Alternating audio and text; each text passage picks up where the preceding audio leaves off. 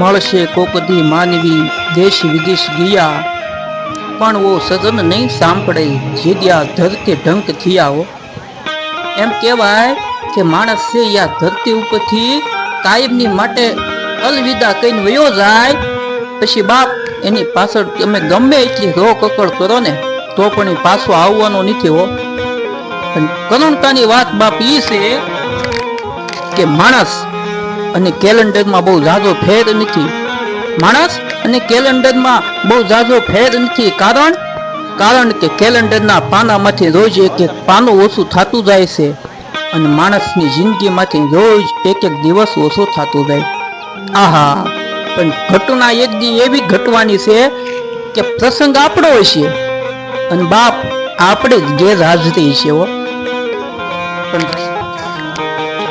ચિંતા અને ચિતામાં ફક્ત એક મીંડાનો ફેર છે. ચિંતા અને ચિતામાં ફક્ત એક મીંડાનો ફેર છે.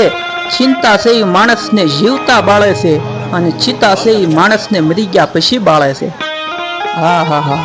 અને કવિ કાગ બાપુનો તો એક દુહો છે કે મીઠપ વાળા માનવી જેદી જગ છોડીને જાશે, પછી કાગા એની કાણ તેદી ઘેર ઘેર મંડાશે હો.